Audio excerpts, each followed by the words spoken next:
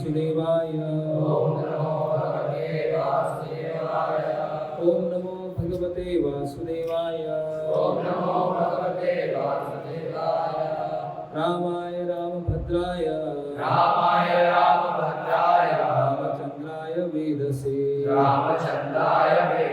रघुनाथाय नाथाय सीताये पतये नमः। ओम ज्ञानतिमिरन्धस्य ज्ञानञ्जनशलाकया चक्षुरुन्मिलितं येन तस्मै श्रीगुरुवे नमः। हरे कृष्ण। तो हम अरण्य कांड पर चर्चा कर रहे थे। कल सुबह हमने कैसे भक्तराज जटायु भगवत धाम जाते हैं, कैसे एक सेवा भावना होती है सेवक की, है ना। ऊपरी तौर से एक सांसारिक दृष्टिकोण से अगर वो असफलता दिखे, सेवा अगर पूरी नहीं हुई हो, साधक में इतनी शक्ति नहीं है, लेकिन फिर भी अगर वो पूरा प्रयास करता है भगवान की सेवा करने का, तो वही एक साधक के जीवन की सफलता है। हालांकि रिजल्ट मैटर करता है, जैसे प्रभुपाद जी बोलते हैं, लेकिन उससे ऊपर क्या है, भक्ति की 100% सेवा भाव। तो इसको हमने विस्तार से देखा था। तो उसके आगे क्या होता है अभी चर्चा करेंगे, और कल का और आज का फिर रिवीजन आने वाले कल में करेंगे। तो भगवान पंचवटी से चलते हैं, सीता माता का अपहरण होता है, चलते चलते वो ताकीद धाम वहाँ पर आते हैं, जटायु का अंतिम संस्कार करते हैं, तो भगवत धाम भेजते हैं, और उसके आगे आगे भगवान राम चलते जाते हैं। आगे चलते जा रहे हैं और भगवान का जो विलाप, भगवान जैसे दुखी हैं, है ना, बहुत लेमेंटेशन हमने देखा था, अलग अलग स्तर पे देखा था, आध्यात्मिक स्तर पर और भौतिक स्तर पर। आध्यात्मिक स्तर पर हम देखते हैं कि भगवान एक पर्सन है, भगवान एक पर्सनैलिटी है, उनके अंदर भी सारे इमोशंस होते हैं। जैसे एक व्यक्ति यहाँ दुखी होता है भौतिक जगत में, कभी कभी कोई बड़ी दुर्घटना होती है तो पागल हो जाता है, पागलों की तरह व्यवहार करता है। तो उसी तरह से भगवान भी एक, है ना, एक पागल की तरह व्यवहार कर रहे हैं, लेकिन भगवान उस तरह से नहीं है। भगवान बता रहे हैं कि उनके हृदय में कितने भावनाएं हैं अपने भक्तों के प्रति, सीता माता के प्रति। भगवान केवल एक जज की तरह नहीं है कि केवल जजमेंट देते हैं। भगवान का अपने भक्तों के साथ व्यक्तिगत संबंध है, और भगवान को अपने भक्तों से दूर होकर बहुत दुख होता है। जितना भक्तों को भगवान से दूर होकर दुखी नहीं होते हैं, उससे कहीं गुना भगवान अपने भक्तों से दूर होकर दुखी होते हैं। जिस तरह से एक बेटा, पुत्र जब घर से चला जाता है ना, तो माता पिता को अधिक याद आती है, माता पिता अधिक दुखी होते हैं। जितना पुत्र को माता पिता की याद आती है वो दुखी होता है। तो ये भगवान अपने इस विलाप लीला इससे बता रहे हैं। और ये भी बताया गया था कि अगर स्त्री संरक्षित नहीं है, अकेली है, तो किस तरह से समाज के जो राक्षस हैं उनके साथ दुष्कर्म करने का प्रयास करते हैं। ये भी हमें एक मतलब शास्त्र उचित एक शिक्षा में प्राप्त होती है। और भगवान अपने और सीता माता के बीच में विप्रलम्ब भाव, लव इन सेपरेशन, वो बढ़े, इसीलिए उस तरह से व्यवहार कर रहे हैं। और जब हमने देखा था प्रभुपाद के शिष्य बता रहे हैं कि मैरिड लाइफ कितनी टफ होती है, कितना कठिन है, एक पारिवारिक जो जीवन है उसमें कितनी अधिक समस्याएं आती हैं। और फिर हमने सीख देखा कि इस जीवन में अगर हम सारे रोल, सारे कर्तव्य धर्म के अनुसार सब कुछ पालन करते हैं, फिर भी हमारे जीवन में समस्या आएगी। हम ऐसा नहीं बोल सकते हैं कि मैंने तो सब कुछ भगवान के निर्देशों के अनुसार ही कार्य किया, जीवन में कोई भी पाप नहीं किया, कोई वैष्णव अपराध नहीं, कुछ नहीं किया, मेरे जीवन में सब।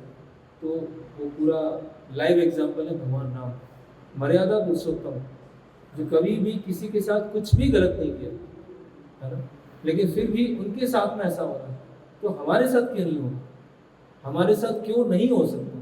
हम तो कितना पाप करके आए, कितने पिछले जीवन में कितने पाप किए हैं, अगर इस जीवन में सुधर भी गए तो भी अगर शुद्ध भी हो गए तो भगवान के साथ इतनी समस्या आई, इसीलिए अगर हमारे जीवन में आती है तो वो कुछ आश्चर्यजनक नहीं है।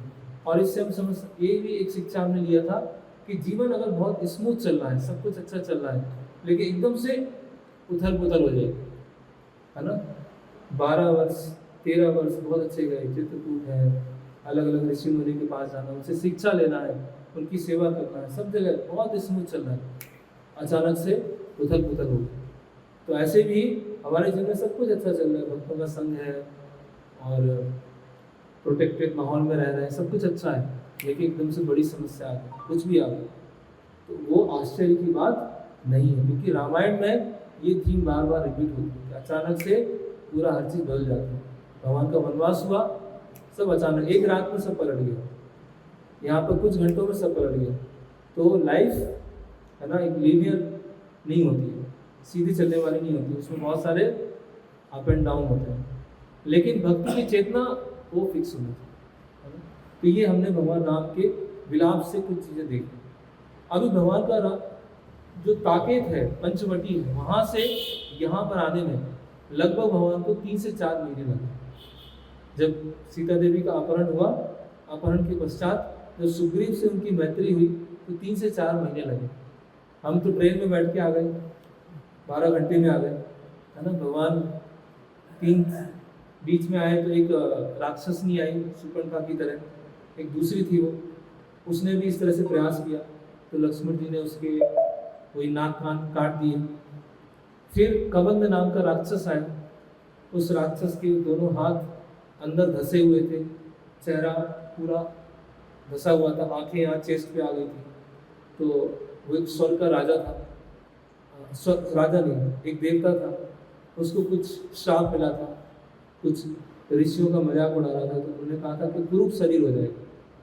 फिर उन्होंने, देवता ने माफ़ी मांगा, उन्होंने बोला कि आप भगवान राम की उनके जो पास टाइम होगा उससे मदद करेंगे और वो आपको मारेंगे, तब आपका जो वास्तविक देवता का रूप वो आ जाएगा।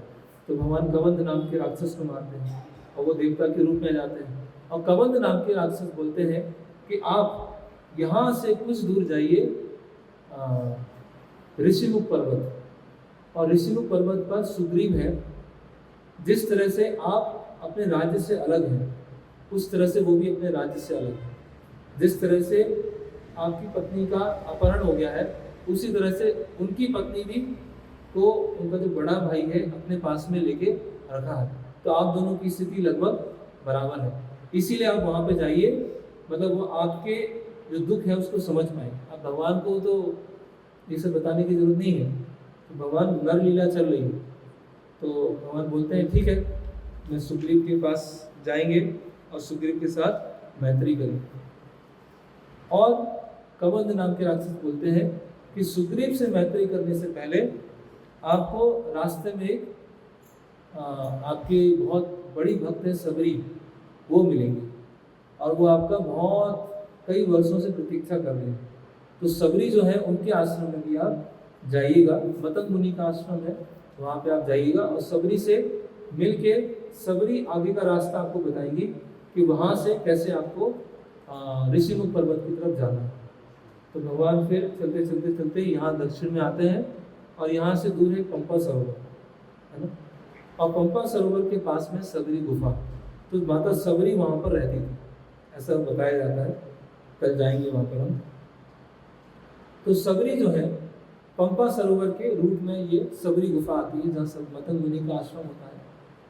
तो मतंग मुनि जो है करीब 12-13 वर्ष पहले अपने शिष्यों के साथ आश्रम से चले गए थे और उन्होंने सबरी को ये कहा था कि आप हमारे साथ में मत आइए, आप यहाँ पर प्रतीक्षा कीजिए, है ना। और आप यहाँ पर प्रतीक्षा कीजिए और आश्रम को अच्छे से सुव्यवस्थित रखिए, साफ सुथरा रखिए, यहाँ पर एक दिन भगवान राम आएंगे और आपको उनकी भगवान राम की सेवा मिलेगी। तो सबरी जो है अपने गुरु के कहने से, मतंग मुनि के कहने से रोज प्रतिदिन आश्रम को पूरा साफ करती थी। जैसे बहुत सारे बड़े बड़े पेड़ होते हैं तो वो पत्ते सूख जाते हैं, तो पत्ते नीचे गिर जाते हैं, तो माता सभी रोज पत्ते को उठाती थी। वो रोज इस तरह से तैयारी करती थी कि हो सकता भगवान राम आज ही आ जाए। तो जब वो आज आएंगे तो उनके जो स्वागत है, सेवा है, उसमें कोई कमी नहीं होनी चाहिए। और रोज वो उत्साह से, कोई उनको देखने वाला नहीं है, कोई उनको पूछने वाला नहीं है, अकेले आश्रम में है, रोज आश्रम की सफाई करती है, पुष्प लेके आती है, माला बनाती है और आसपास जो फल होते हैं उनको तोड़ के इकट्ठा करती है। तो जैसे रामचरितमानस में लिखा है कि माता सभी बेर लेती थी, उसको टेस्ट करती थी और अपनी टोकरी में रखती थी, कौन सा मीठा है, कोई कड़वा तो नहीं है, खट्टा तो नहीं है, इस तरह से माता सभी चेक करती थी। लेकिन वाल्मीकि मुनि बताते हैं कि जहाँ पर कोई मुनि ऋषि, उनके शिष्य जहाँ तपस्या करते हैं, वहाँ का पूरा वातावरण कैसा हो जाता है, बहुत तेजस्वी हो जाता है, आध्यात्मिक रूप से क्या हो जाता है, बहुत शक्तिशाली हो जाता है। तो वहाँ के जो पुष्प होते हैं, वहाँ के जो फल होते हैं, वो सब हमेशा फ्रेश रहते हैं।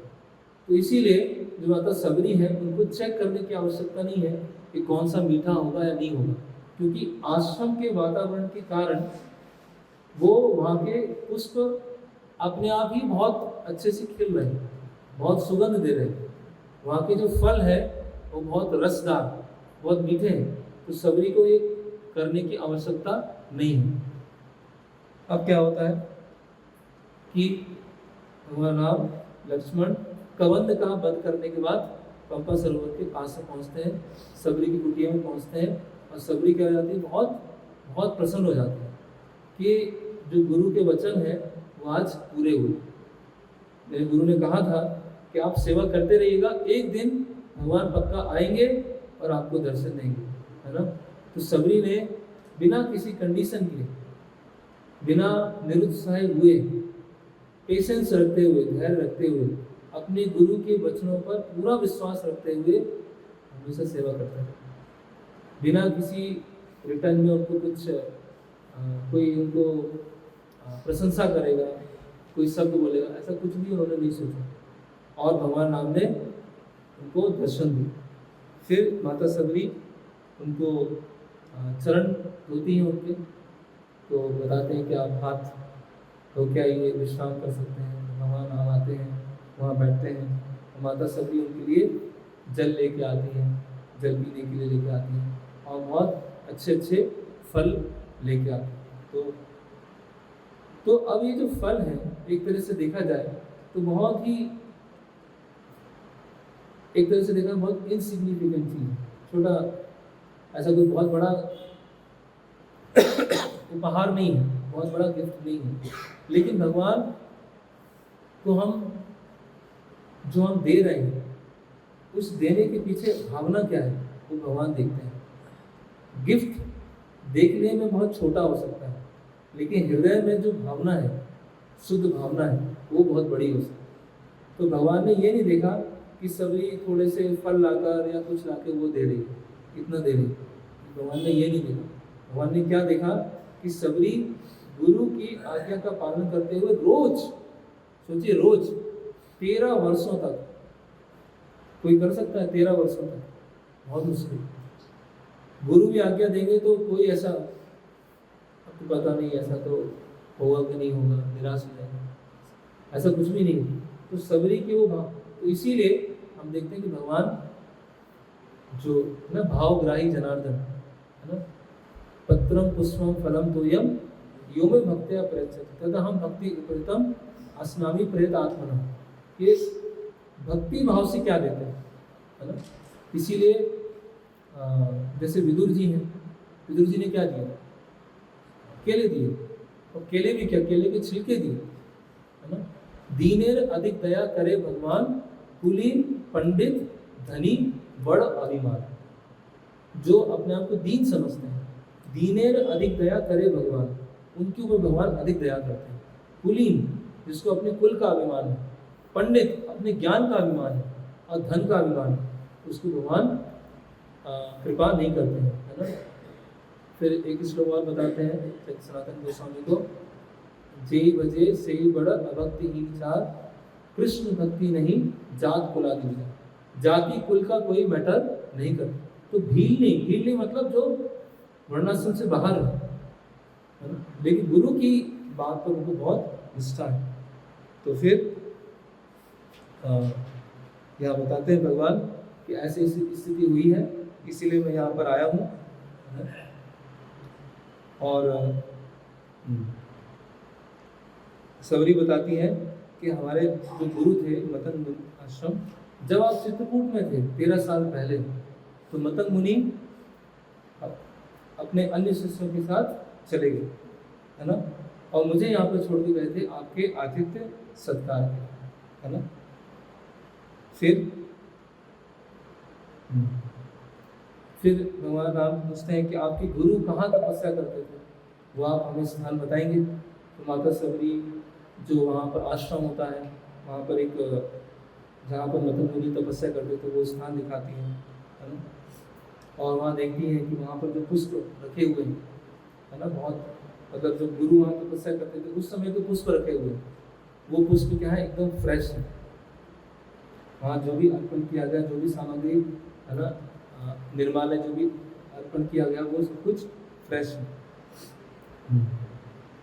तो भगवान बोलते हैं कि मैं आपकी सेवा से बहुत प्रसन्न हूँ। तो आप क्या चाहते हैं, आप क्या मुझसे चाहते हैं? तो सबरी बोलती है कि जहाँ मेरे गुरु गए हैं वहाँ मैं चला गया, जहाँ मेरे गुरु गए हैं मतंग मुनि, वहाँ पर मैं चली गई। तो भगवान बोलते हैं कि आपके भक्ति के प्रभाव से, है ना, और आपने जो गुरु की आज्ञा का पालन किया है, आपकी भी वही गति होगी जो आपकी गुरु की गति होगी। आप भी अपने गुरु के पास में जाएंगे। और माता सबरी गुरु का स्मरण करते हुए प्राण त्याग देती हैं और कहाँ पहुँचती हैं, जहाँ पर मतंग मुनि होते हैं। तो इस तरह से भगवान सबरी को मोक्ष प्रदान करते हैं। तो अरण्य कांड में जटायु को मोक्ष दिया और माता सबरी को मोक्ष दिया। दोनों में क्या अंतर है? दोनों को भगवत धाम मिला है, एक तरह से दोनों को ही भगवत धाम मिला। जटायु ने भगवान राम की सेवा किया, उनके लिए प्राण उत्सर्ग कर दिए, भगवत धाम दिया। सबरी ने गुरु की आज्ञा का पालन किया, प्रतीक्षा किया, और उससे सेवा से भगवान प्रसन्न हो गए।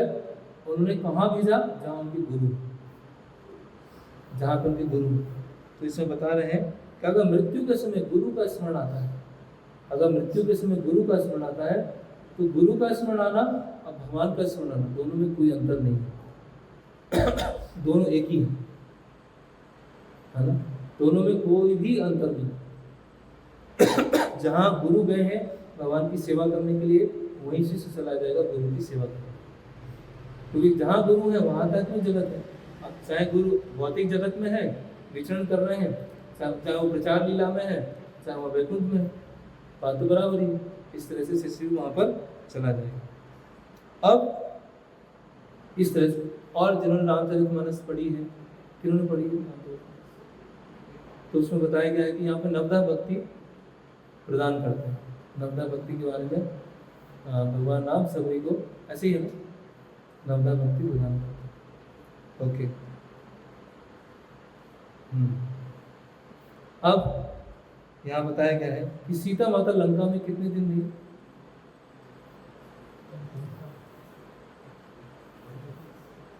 12 महीने। ठीक है,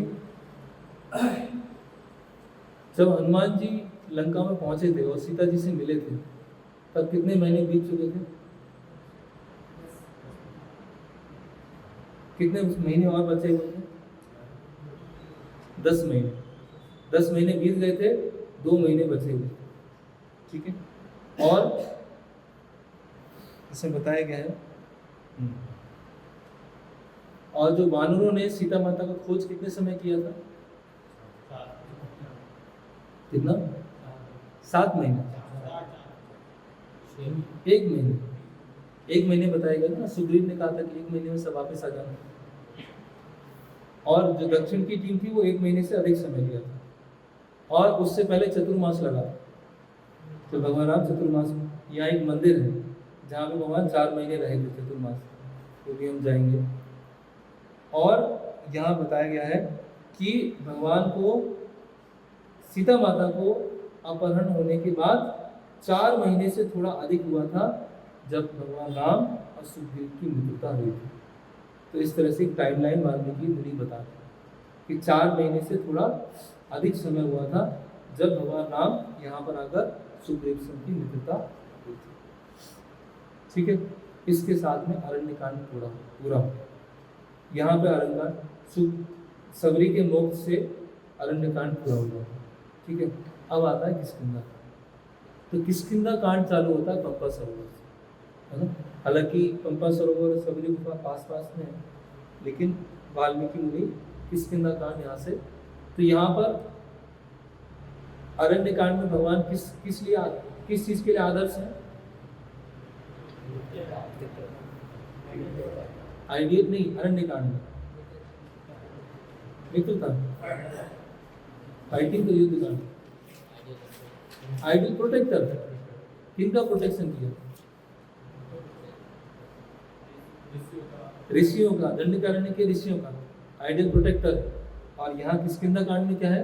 आइडियल फ्रेंड, आदर्श मित्र की भूमिका में। ओके, अब हम पहुंचते हैं पंपा सरोवर।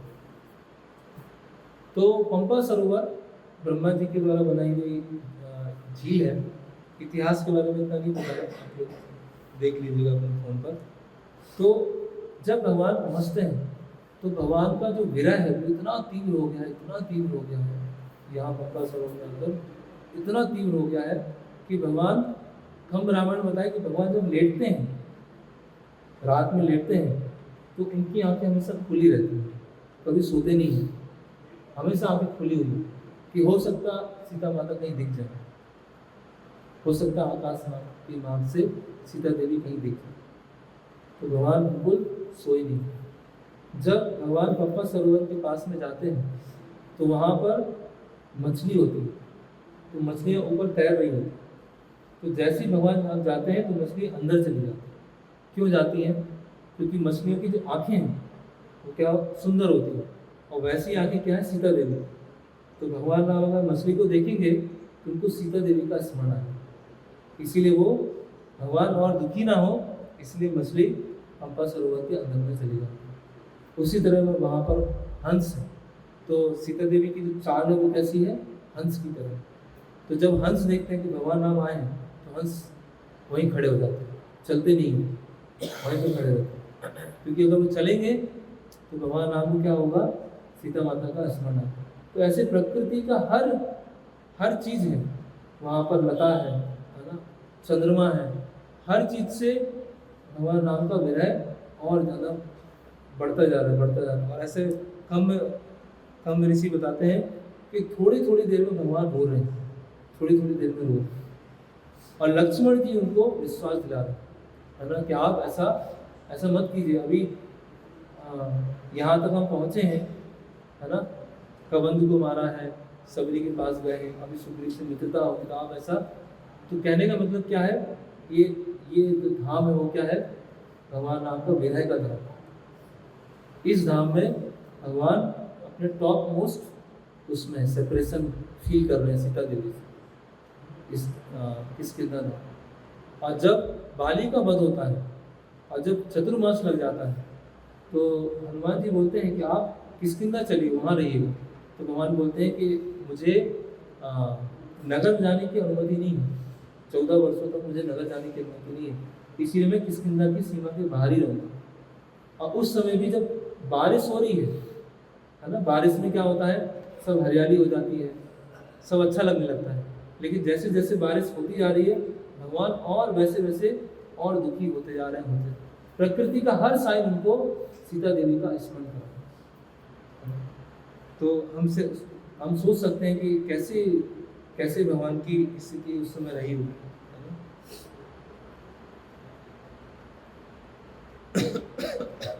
अब भगवान पहुंचते हैं ऋषिमुख पर्वत के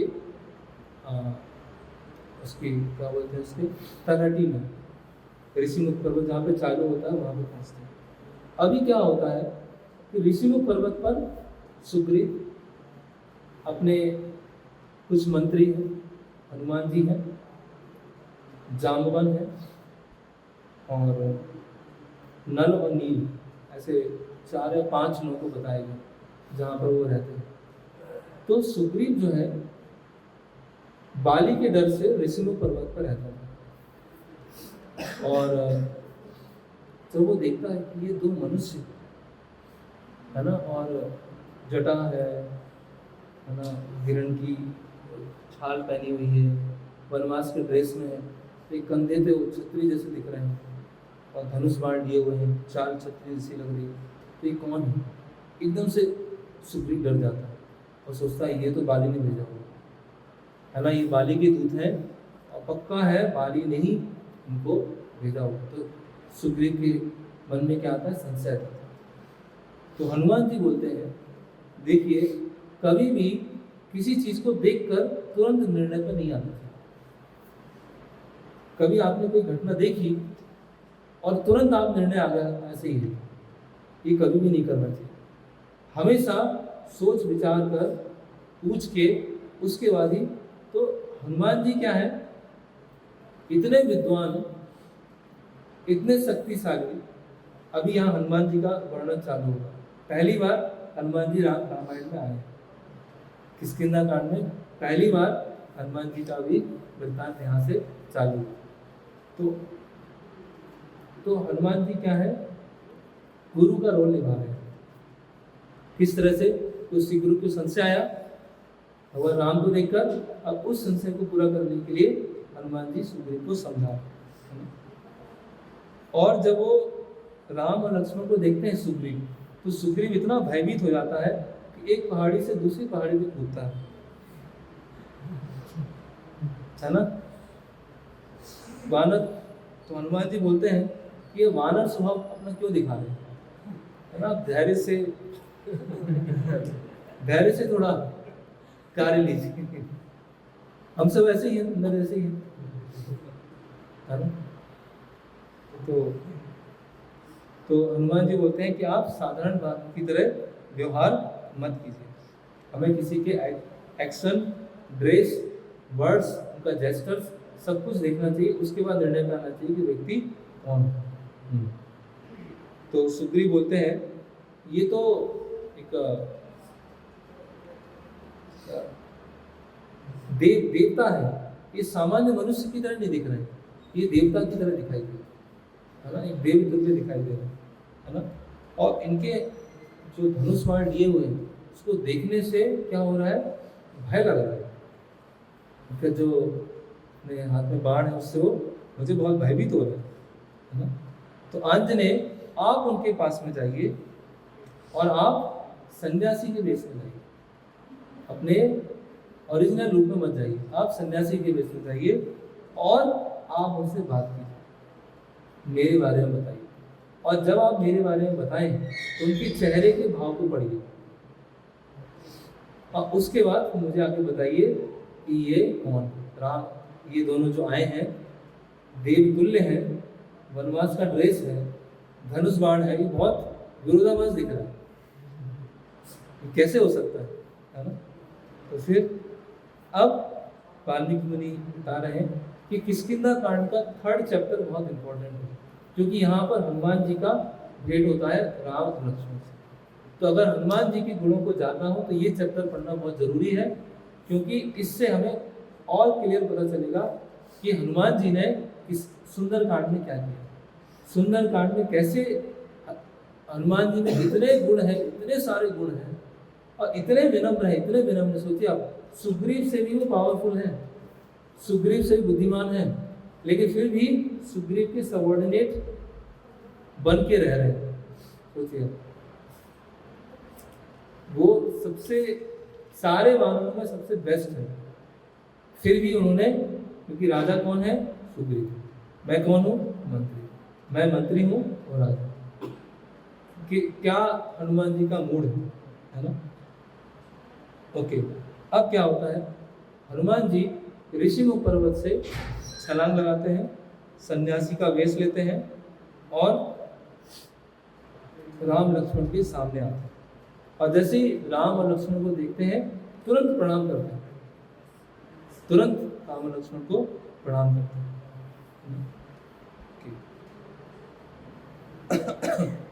फिर यहाँ बताया गया है कि हनुमान जी किस भाव में है, किस रस में है वो, दास्य रस, दास्य भाव।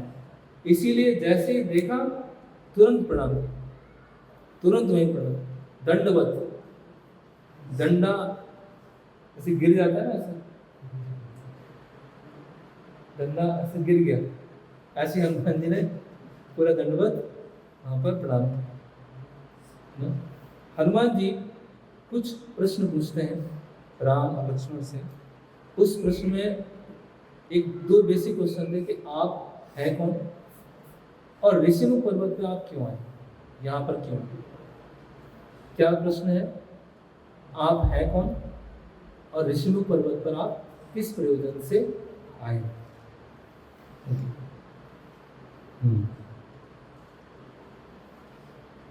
यहाँ बताया गया है कि रामायण में बाल कांड में दो जगह ऐसा होता है कि महाराज जनक और विशाल एक वो है राज्य है, उसकी राजा थी सुमति, दोनों भगवान राम का गुणगान करते हैं और इस तरह से प्रश्न करते हैं जिससे बदले में उनको भगवान राम के चरित्र के बारे में सुनने को मिले। जब पूछेंगे कि आप लोग कौन हैं, तो ये प्रश्न करने से ही फिर लक्ष्मण जी उत्तर देंगे कि भगवान राम कौन है, पूरा शुरुआत से बताएंगे, क्योंकि भक्तों को तो मौका चाहिए भगवान का गुणगान करने का। तो लक्ष्मण जी पूरा उनको ऐसे, रामायण के अंदर भी रामायण ऐसे 4-5 बार क्या होता है, रामायण रिपीट होती है, क्योंकि जब एक भक्त दूसरे भक्त से मिलते हैं तो क्या करते हैं, भगवान राम की चर्चा करते हैं। तो इस तरह से हनुमान जी अब उनके बारे में उनसे सुनना चाहते हैं, हनुमान जी को पता है। तो अब हनुमान जी बोलते हैं, तो बहुत सारे श्लोक हैं, और बोलते हैं कि आप एक किंगली सेज की तरह लग रहे हैं, है ना। एक राजा, सेज क्या बोलेंगे हिंदी में, साधु, साधु हैं, राजा हैं, इस तरह से लग रहे हैं। अब इस आपके जो शरीर के भाग हैं, आपके जो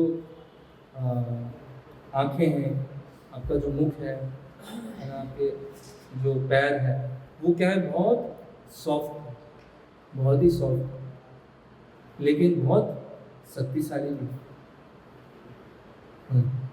बहुत सॉफ्ट भी है और बहुत शक्तिशाली भी है।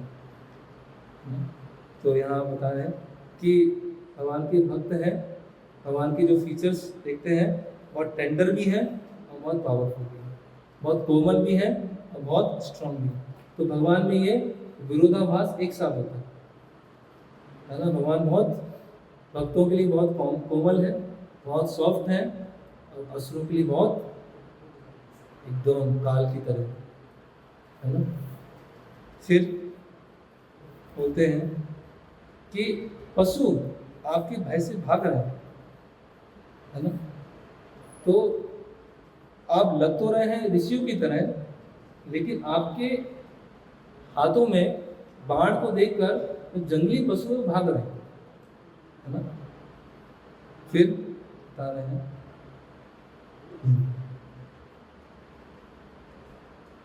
यहाँ हनुमान जी बोलते हैं कि मैं देख रहा हूँ कि आप अलग अलग जगह देख रहे हैं, आप अलग अलग पेड़ों को देख रहे हैं, तो आपके आने का प्रयोजन क्या है, आप किस कारण से इस ऋषिमुख पर्वत के पास में आए हैं, और आपके आने से ये पंपा सरोवर और सुंदर हो गया।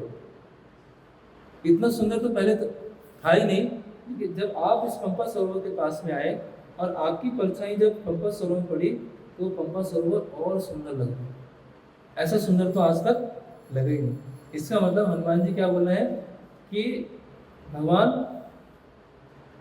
किसी चीज को सुंदरता है तो सुंदरता किसके कारण है, राम का। कोई चीज, आभूषण जब भगवान पहनते हैं तो क्या सुंदर हो जाता है, आभूषण और सुंदर हो जाता है। भगवान सुंदर नहीं होते, भगवान तो सुंदर ही है ना। भगवान आभूषण के आभूषण, आभूषण को आभूषित करने वाले भगवान, ना कि आभूषण से भगवान सुंदर है ना। तो पंपा सरोवर क्या हो गया है, बहुत और सुंदर हो गया।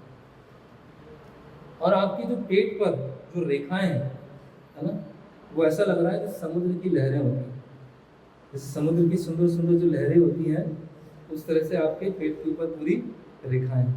और जबकि आपने यहाँ पर जटा धारण की हुई है ना, तो वो बार बार भगवान आपको गुणगान कर रहे हैं हनुमान जी, और आप ऐसे चल रहे हैं जैसे एक शेर चलता है। आपकी चाल कैसी है, शेर की तरह। शेर कैसा होता है, साहस होता है ना, और करेज एंड स्ट्रेंथ, बहुत बल होता है और बहुत शक्ति होती है ना।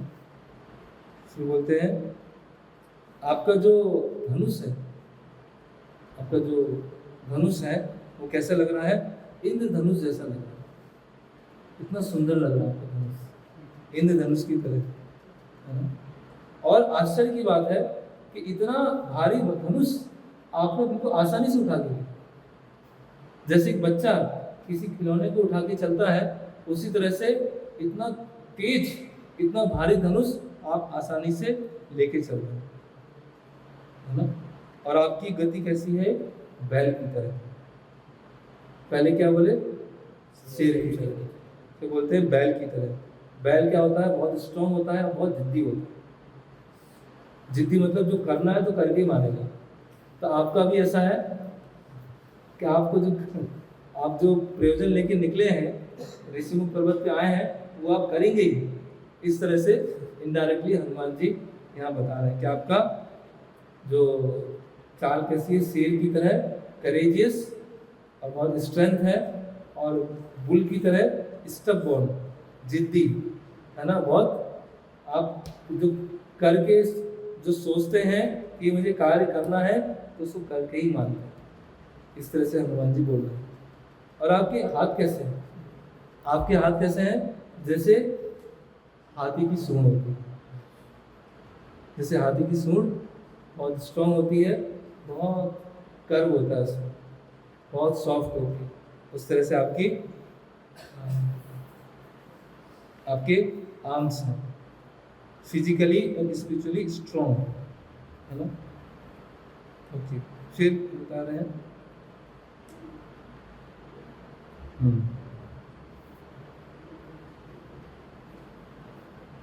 फिर अभी विचार करते हैं कि ये लग तो राजा जैसे रहे हैं, लेकिन वन में क्यों घूम रहे हैं, है ना। एक्चुअली काफ़ी बहुत बहुत सुंदर है, ये बहुत ही सुंदर है कि कैसे हनुमान जी गुणगान कर रहे हैं और बोल रहे हैं कि आप राजा हैं, राजा होने के बाद फिर भी आप वन में घूम रहे हैं, है ना। तो जैसे दशरथ जी का भाव है या भरत जी का भाव है कि जंगल में जाने की क्या जरूरत है, जंगल में इतने कष्ट हैं।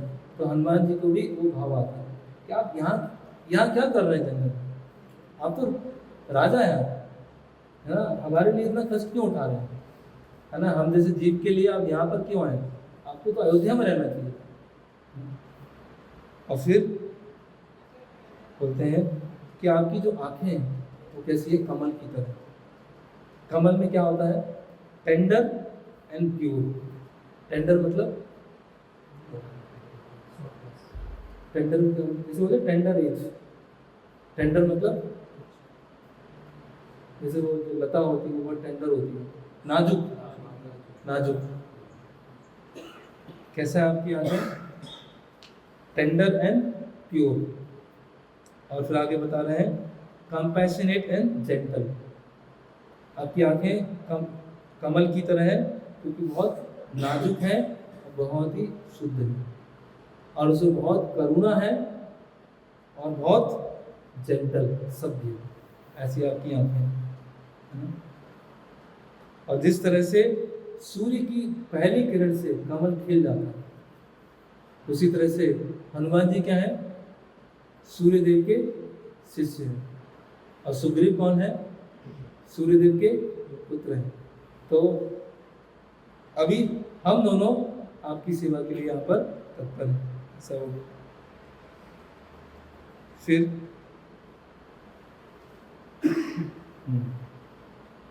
और आपने किसी भी तरह के आभूषण नहीं पहने। तो भक्त जो होते हैं, जब हम देखते हैं चैतन्य महाप्रभु का हम कौन सा रूप का पूजा करते हैं? संन्यास से पहले का, करेक्ट?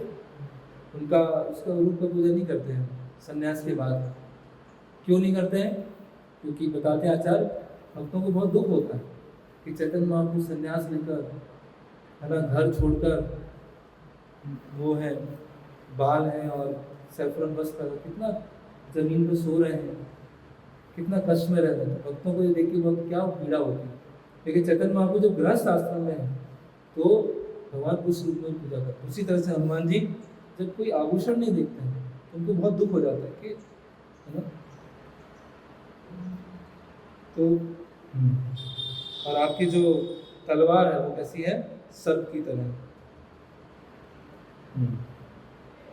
जब इतना सब बोलते हैं तो हनुमान जी बोलते हैं, अभी तक आप चुप क्यों हैं? आप कुछ बोल नहीं रहे। तो हनुमान यहाँ बोल रहे वाल्मीकि मुनि कि हनुमान जी इतने आतुर हो रहे हैं भगवान की आवाज़ सुनने के, एकदम आतुर हो गए। Hanuman craves for hearing the Lord sweet voice, है ना। हनुमान जी एकदम क्या हो गए? अधीर हो गए कि भगवान अब बोलना चालू करें, है ना। और फिर बोलते हैं यहाँ पास में ऋषिमुख पर्वत पर सुग्रीव रहते हैं, है ना। वो उन्होंने मुझे यहाँ पर भेजा है ना। मेरा नाम हनुमान है, मैं वायु का पुत्र हूँ। तो बोलते हैं मैं कोई भी रूप ले सकता हूँ, मैं किसी भी तरह का रूप ले सकता हूँ। अगर वाल्मीकि मुनि बोलते हैं अगर समुद्र को पार करने के लिए बड़ा रूप लेना पड़े तो बड़ा रूप भी ले लेते हैं।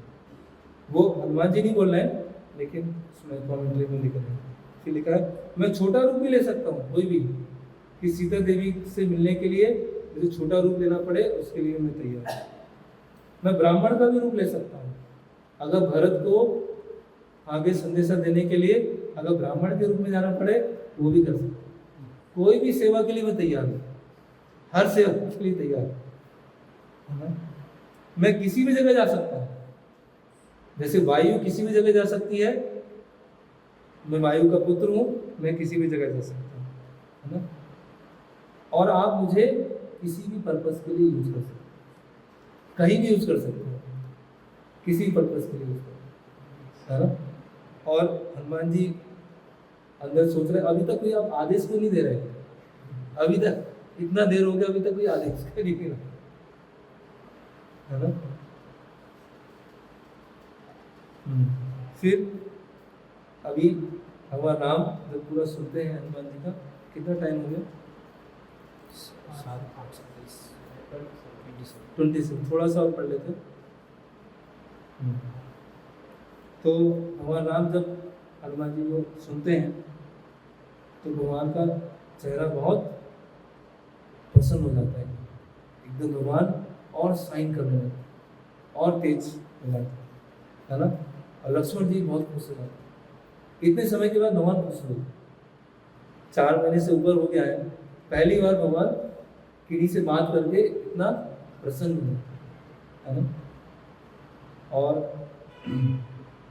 अपने जिस तरह से सुग्रीव ने हनुमान जी को भेजा दूत बनकर, उसी तरह से भगवान अभी डायरेक्टली बोलते हैं, भगवान लक्ष्मण जी को बोलते हैं कि अभी आप उनके पास में जाके बात कीजिए। और लक्ष्मण जी को बोलते हैं कि ये जो हनुमान है उनको ऋग्वेद, यजुर्वेद और सामवेद सब कुछ आता है। उनकी बातचीत से ऐसा लगता है, उनकी बात से ऐसा प्रतीत हो रहा है इनको तीनों वेद आते हैं, है ना।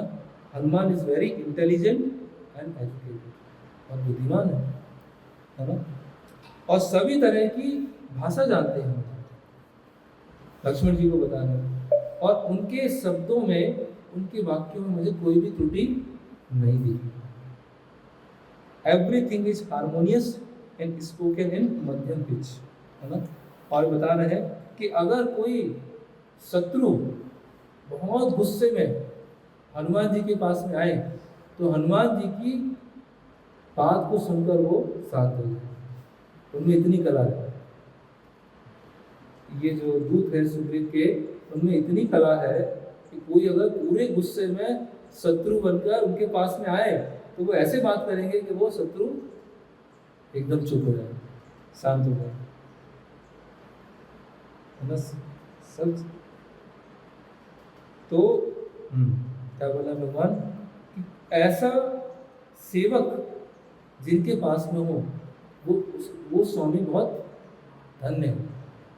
अगर ऐसा सेवक किसी को मिल जाए वो स्वामी तो उसके तो स्वामी का भाग्य, स्वामी का ऐसा भाग्य होगा। तो इनडायरेक्टली भगवान बोल रहे हैं, हनुमान जी को भरोसा दिलाया, चिंता मत करिए, बहुत सारी सेवाएं आपको मिलने वाली है। अब लक्ष्मण जी को बोलते हैं कि आप जाइए और इनसे बात कीजिए, आप परिचय प्रश्न पूछा ना कि आप कौन है, तो बताइए कौन है, किस लिए आए ऋषिमुख पर्वत, बताइए, आप बताइए। तो यहाँ पर किष्किंधा कांड में पहली बार लक्ष्मण जी गुरु का कार्य करते हैं। वहां पर हनुमान जी ने गुरु का कार्य किया सुग्रीव के डाउट को खत्म करने के। यहाँ पर भगवान राम के बारे में हनुमान जी को बताते हैं लक्ष्मण, ये गुरु का कार्य करते हैं। फिर हम बताते हैं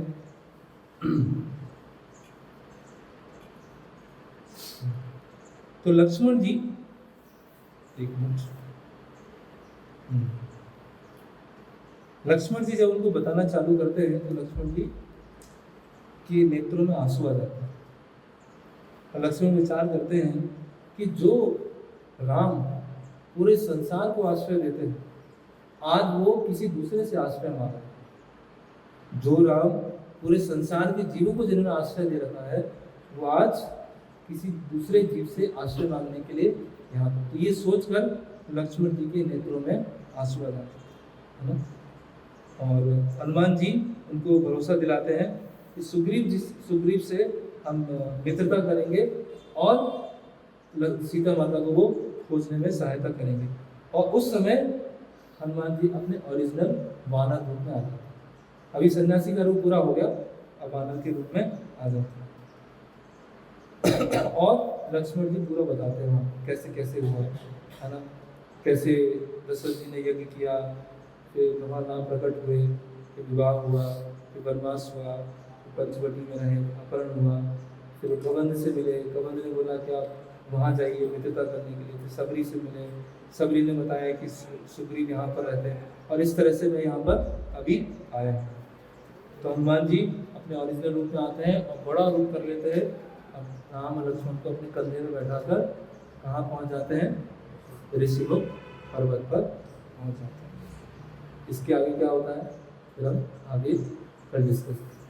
हरे कृष्णा कृष्णा कृष्णा हरे हरे, हरे राम राम राम हरे हरे। जय श्री राम, जय श्री राम। किसी को कुछ पूछना है, कहना है इसमें? कहाँ से चालू किया हमने? जटायु मुख से चालू किया, कबंध का वध, सबरी माता का मोक्ष, पंपा सरोवर भगवान की स्थिति, सुग्रीव हनुमान जी की वार्तालाप, हनुमान जी का गुणगान करना, लक्ष्मण जी को हनुमान जी का बताना, और ऋषिमुख पर्वत पर लेके आना। यहाँ पर हमने कंप्लीट कर लिया। यस, वो वहाँ पे आए थे, ऋषिमुख पर्वत पे आए थे, तो हनुमान जी को बुला कर नहीं, त्रेता युग था ना, त्रेता युग में सब चीज़ें बहुत बड़ी बड़ी थी। अभी धीरे धीरे धीरे वो सुकुड़ती जा रही है। वो ऋषिमुख पर्वत पे नहीं थे, ऋषिमुख पर्वत से दूर वहाँ थे, क्या बोलते हैं, तलहटी में थे। वहाँ से वो ऋषिमुख पर्वत पे थे। थोड़ा साइंस वाला दिमाग छोड़ दीजिए 3 दिन के लिए, 3-4 दिन के लिए छोड़ दीजिए, आप सबसे रिक्वेस्ट है। और जो भक्ति वाला एसेंस है उसको समझने का प्रयास करें। और कोई? हाँ, कौन सी प्रभुता ब्रह्मचारी की अपनी किसी सेवा करते थे? हाँ ऐसा तो उसमें आता है कि उनका विवाह नहीं हुआ। हाँ उनका विवाह नहीं, डीलिंग बाकी थी। मुझे ऐसा अलाउ था? नहीं ऐसे तो शास्त्र में तो कभी भी अलाउड नहीं है, नहीं कभी कभी कुछ ऐसे केस हुए हैं, एक्सेप्शनल केस। जैसे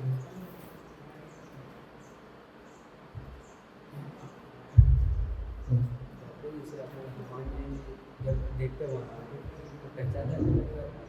हाँ वाल्मीकि रामायण में तो बहुत क्लियर है, पहचान जाते हैं। और फिर इनडायरेक्टली आप बैल की तरह चाल है, शेर की तरह चाल है, आंखें आपकी ऐसी है, ऐसे सब गुणगान करते जाते हैं।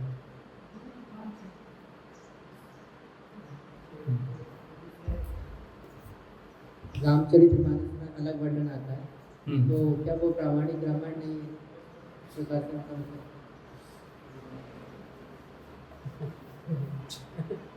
ऐसा वर्णन आता है कि शिव जी आते हैं, वो वहाँ पर अलग अलग रामायण रहती है, फिर उसको सबसे ऊपर रख देते हैं रामचरितमानस में।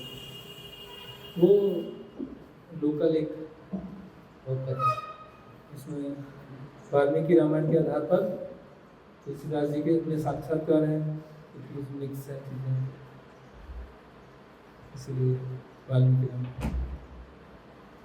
कई मायावाद भी आता है उसमें, कई ऐसी चीज़ आती हैं शुरू में जब पढ़ते हैं तो स्पष्ट नहीं सुप्रीम कौन है ये बता नहीं सकता। उत्तरकांड की इतनी व्याख्या नहीं है। और कोई कुछ? ठीक है तो विराम लेते हैं।